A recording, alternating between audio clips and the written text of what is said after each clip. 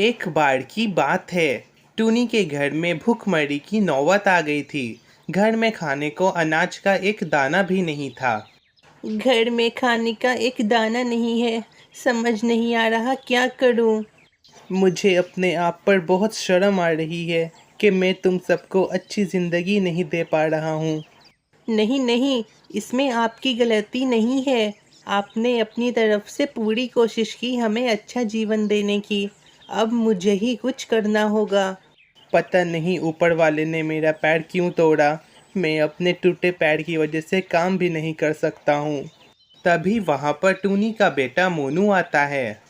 माँ माँ, आपने बोला था कि इस महीने से मैं स्कूल जाऊंगा। आप मुझे स्कूल में कब रखा रही हैं? मोनू बेटा, देखो ना, तुम्हारे पिताजी का पैर अभी तक ठीक नहीं हुआ। मैं पक्का अगले महीने से तुम्हें स्कूल भेजूंगी। आप हमेशा ऐसा ही बोलती हैं। मेरे सभी दोस्तों ने स्कूल जाना भी शुरू कर दिया। बस अब मैं ही बच गया। बेटा, मैं तुमसे वादा करती हूँ, अगले महीने से तुम स्कूल जाओगे। सच में माँ? ठीक है। कैसा वक्त आ गया है कि मैं अपने बच्चे को स्कूल नहीं भेज पा रहा हूँ।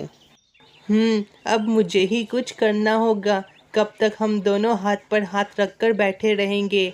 मैं बाहर जाकर कोई काम ढूंढती हूँ। टूनी, मुझे अच्छा नहीं लग रहा कि तुम बाहर जाकर काम करोगी। काश मेरा पैर जल्दी ठीक हो जाए। आप फिक्र मत कीजिए, आपका पैर ठीक हो जाएगा। मैं बाहर जाकर काम ढूंढती हूँ। आप यहाँ मोनू का ख्याल रखिएगा। ठीक है टूनी। टूनी वहाँ से काम ढूंढने के लिए चली जाती है कि तभी उसे तोता देख लेता है। अरे टूनी, यहाँ सुनो। टूनी तोते के पास आती है। क्या बात है तोते भाई, आपने मुझे क्यों बुलाया? टूनी, तुम कहाँ जा रही हो? तोते भाई, मेरे घर में खाने का एक दाना नहीं है, इसीलिए मैं कोई काम ढूंढने जा रही हूँ ताकि हम सब अपना पेट भर सकें। मगर टूनी, क्या तुमने इससे पहले कभी काम किसी के यहाँ किया है? क्या तुम्हें काम करना आता है? नहीं तोते भाई, मैंने कभी किसी के यहाँ काम नहीं किया है। नहीं टूनी, इससे पहले तुमने कभी किसी के यहाँ काम नहीं किया। ये ज़माना बहुत जालिम है। वो सब तुम्हें बेवकूफ़ बनाकर तुमसे ज़्यादा काम करा लेंगे और पैसे भी कम देंगे।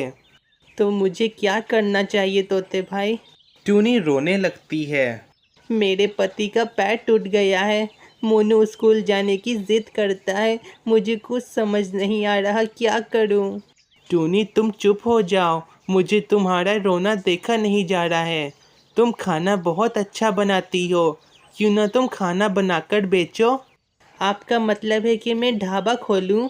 हाँ, मुझे पूरा यकीन है कि तुम्हारे यहाँ के खाने ग्राहकों को पसंद आएंगे। मगर मेरे पास कोई सामान नहीं है।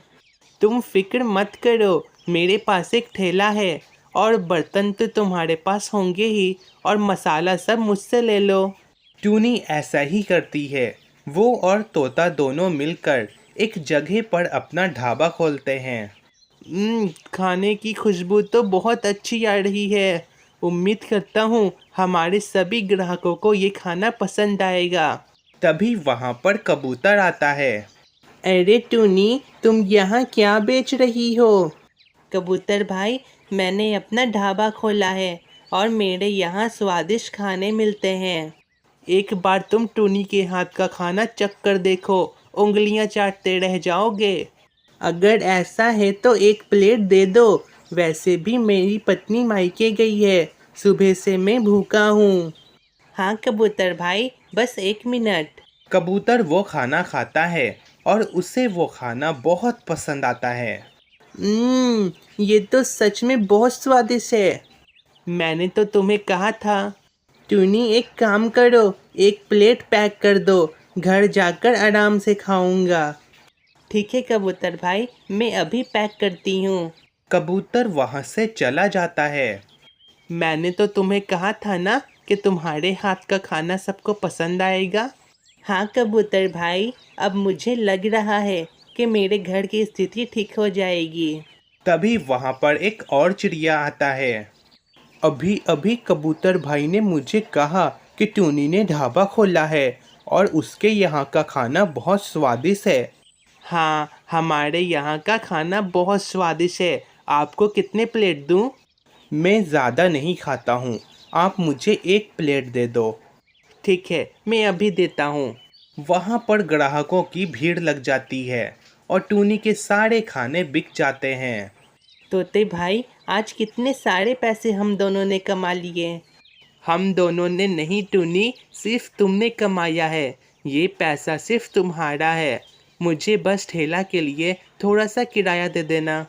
ठीक है तोते भाई। टूनी अपना पैसा लेकर अपने घर आ जाती है। भोलू देखिए ना, मैंने आज कितने सारे पैसे कमाए। मैं ऊपर वाले का शुक्र अदा करता हूँ। अब मैं रोज़ खाना बेचूंगी। सभी पक्षियों को मेरे हाथ का खाना बहुत पसंद आता है। अब टूनी रोज़ खाना बेचती है और सभी पक्षियों को वो खाना बहुत पसंद आता है। धीरे धीरे टूनी भोलू के पैर का ऑपरेशन करवा देती है और अपने बच्चे का एक बड़े स्कूल में एडमिशन करवा देती है। अजी देख रहे हो, टूनी ने खाने का ढाबा खोला है। जब से ढाबा खोला है तब से सभी पक्षी वहीं का खाना खा रहे हैं। तो चलो टूनी का खाना बिगाड़ देते हैं। तुम्हारा दिमाग खराब हो गया है। हमेशा गलत काम तुम करते हो और बदनाम मैं हो जाती हूँ। तुम्हें तुम्हें कुछ नहीं करना तो मत करो, मगर मैं जा रहा हूँ टूनी का खाना बर्बाद करने। तुम्हें जो करना है करो, मैं रोकूंगी नहीं, मगर मेरा इन सब में नाम नहीं आना चाहिए। काला कौवा वहाँ से टूनी के ढाबे पर आता है। अरे टूनी, तुमने खाने का ढाबा खोला है? हाँ कौवे भाई, इस ढाबे से मैं अच्छे खासे पैसे कमा लेती हूँ। 1 प्लेट मुझे भी दे दो। मैं भी देखता हूँ कि तुम्हारे खाने में ऐसा क्या है कि सब लोग यहाँ आते हैं। ठीक है कौवे भाई, मैं अभी देती हूँ। काला कौवा खाने को देखकर झूठ झूठ बोलता है। अरे इस खाने में तो बाल है। तुम हम सबको अपने बालों वाला खाना खिला रही हो। क्या नहीं, ऐसा नहीं हो सकता। मैं अपने खाने को साफ सुथरा बनाती हूँ। तभी वहाँ पर तोता आता है। क्या हुआ? आप सब इतना शोर क्यों कर रहे हैं? तोते, तुम हमारे बीच में मत आओ। लेकिन हुआ क्या कौवे भाई, मुझे तो बताइए। देखो, मेरे खाने में एक बाल है। ये हम सबको बालों वाला खाना खिला रही थी।